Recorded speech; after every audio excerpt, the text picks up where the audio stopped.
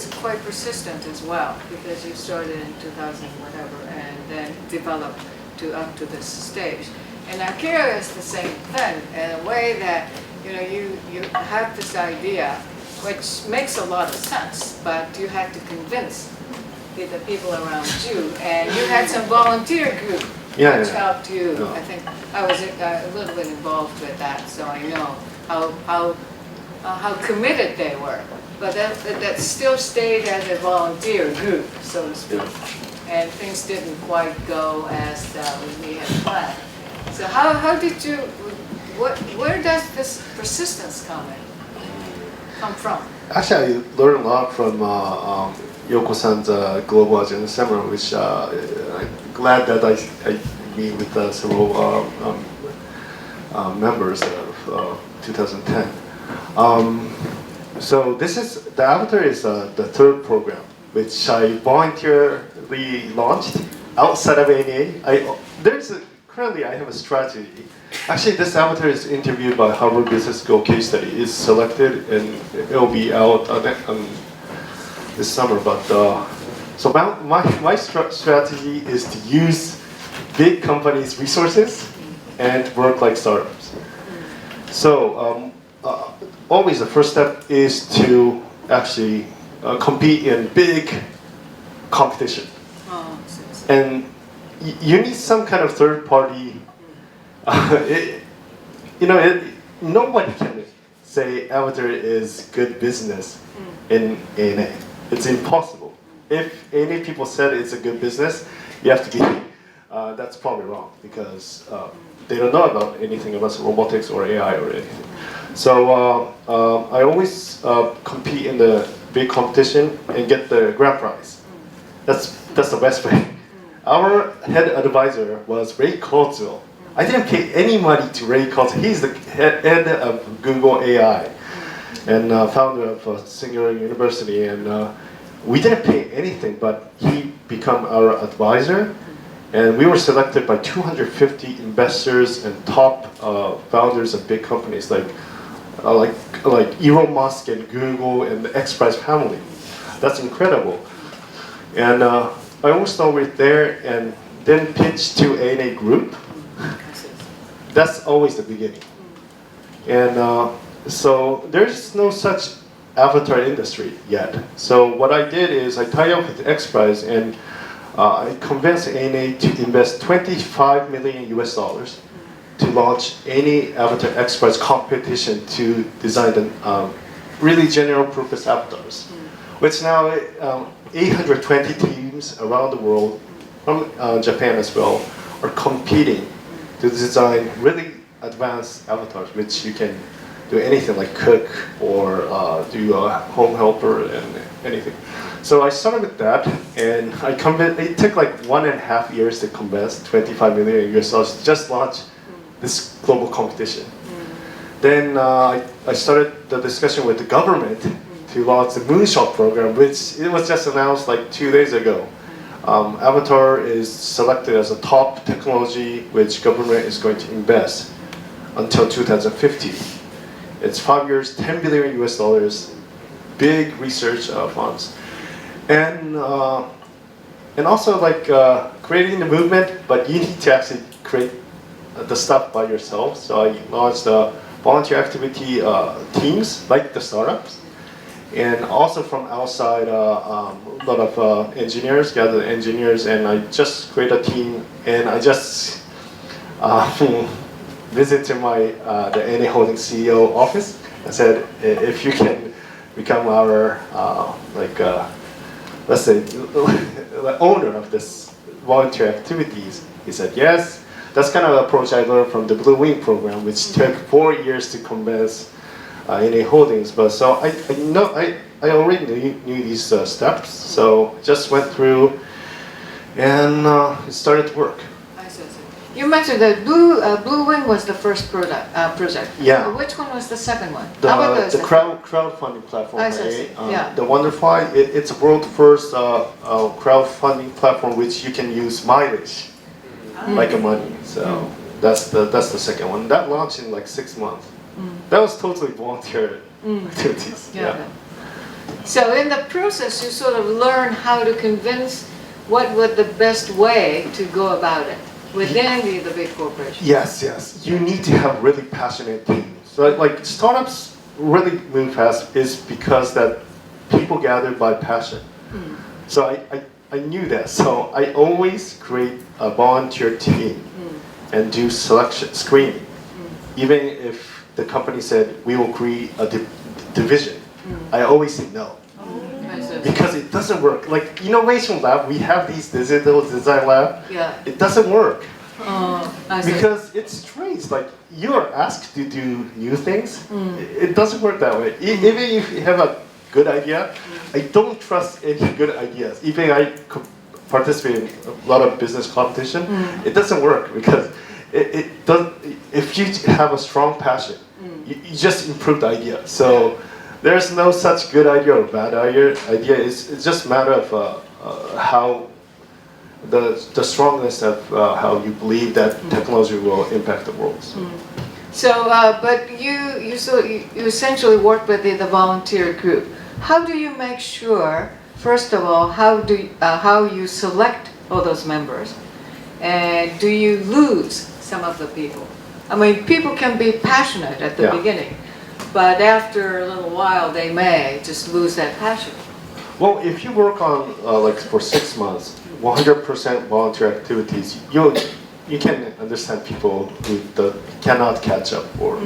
So now last April I created Avatar division inside of any holding, which is really strange. But anyway, that members are screened from the volunteer team. So. Yeah, and volunteer means 100% volunteers. So I won't pay. The government will not pay even your transportation fee. Even denshachi, no. It's perfectly volunteer. You can stop participating if you want to.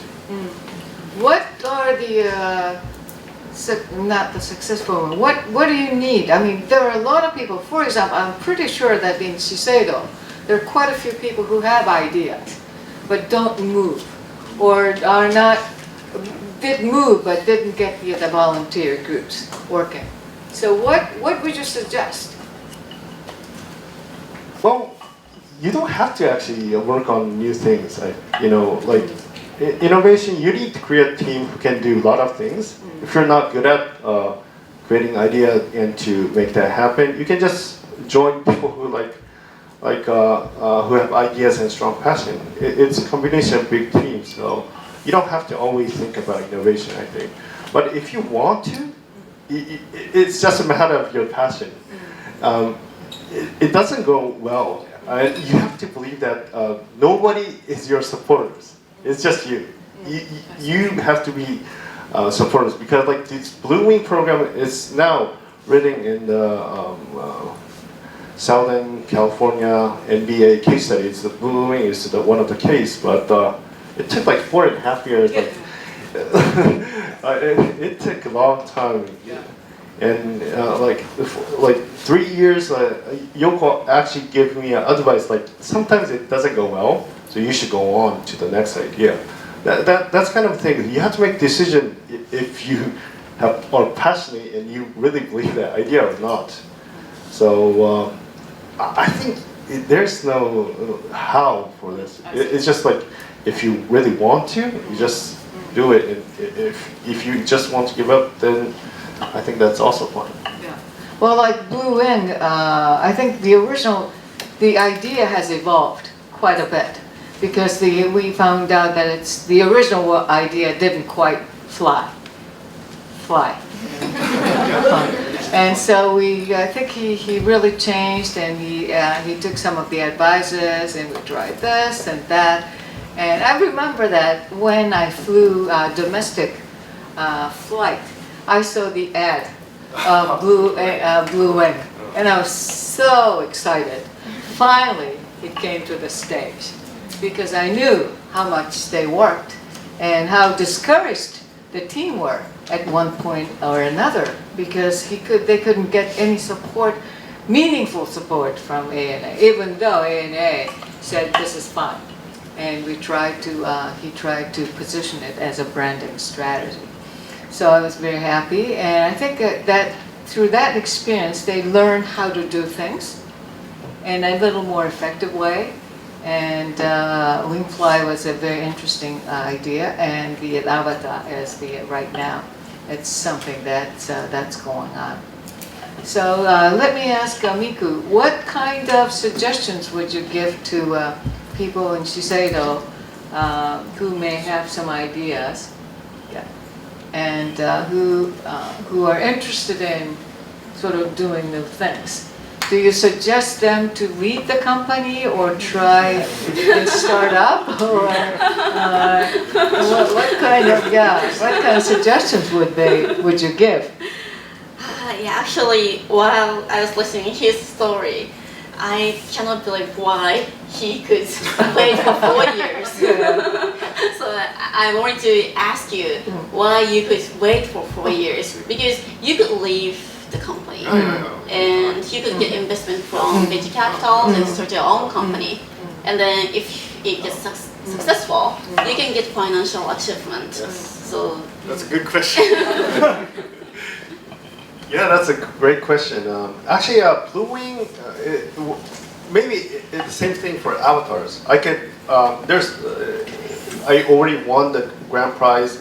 It was the lead supporter was Ray Cotswell.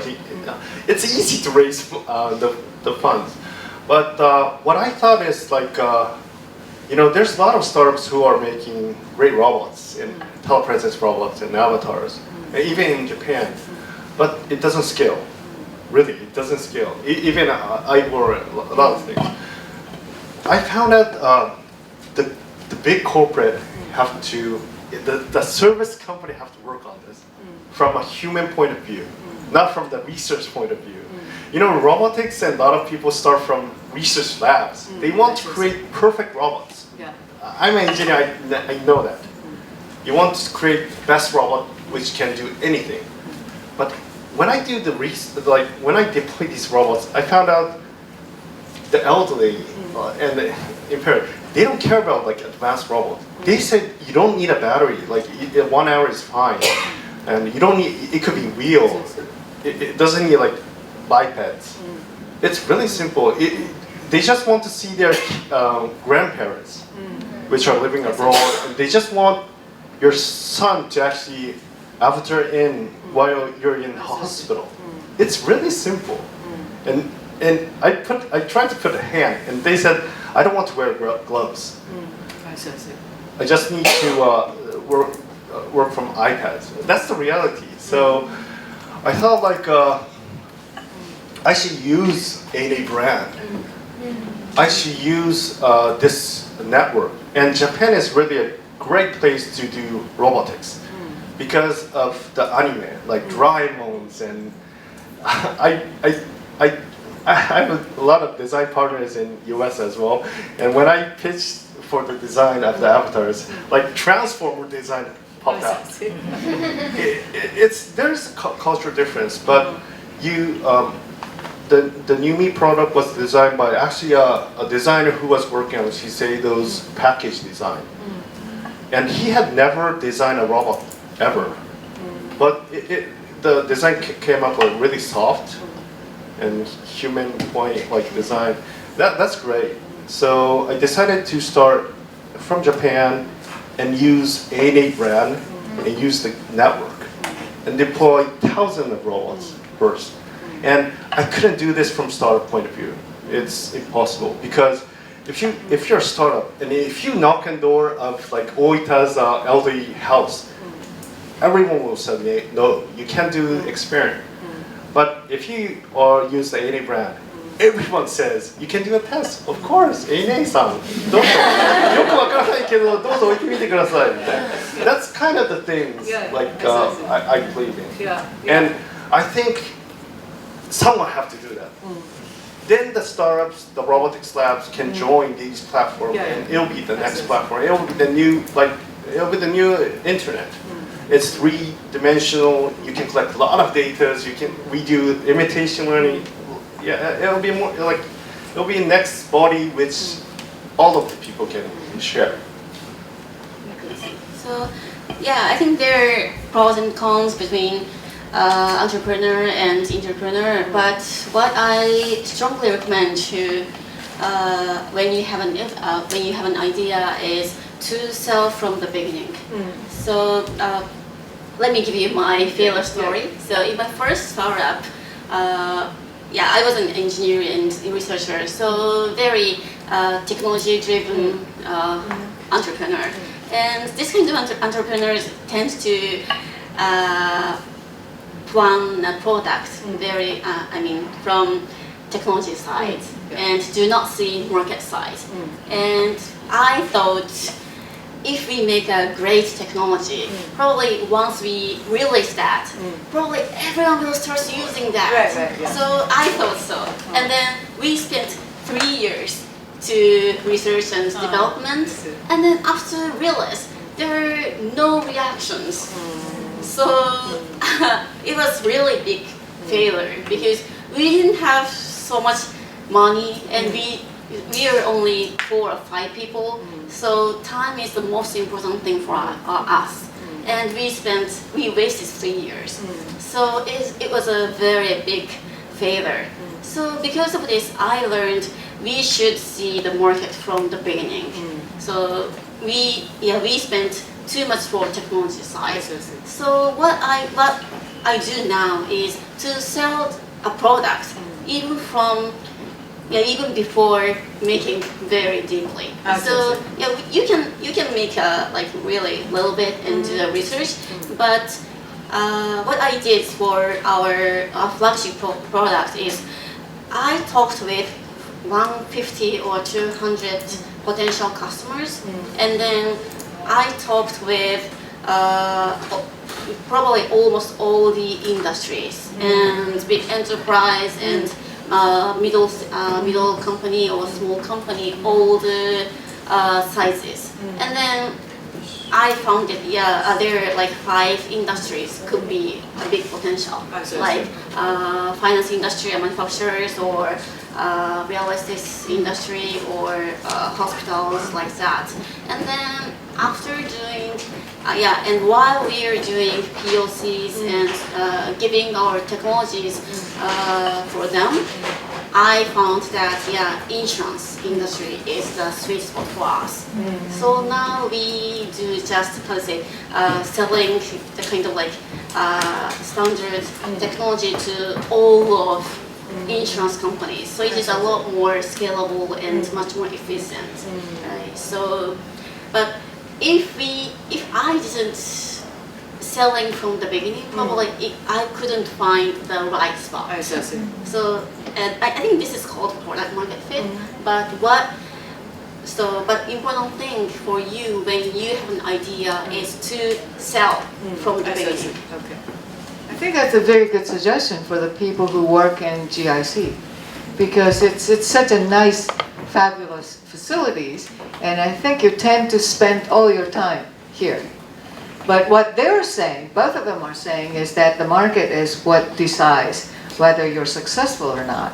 And so you sell the idea from the beginning to the market and see whether your idea really does fly or not. And I think it's much easier said than done. We often talk about the customer's needs and market is important, but how do you make time? How do you go about talking to 150 and 200 companies? And that takes a lot of effort and time. So whether you're willing to do that or not really makes a lot of difference, it seems like. So let me just open up to the floor, and if you have any questions.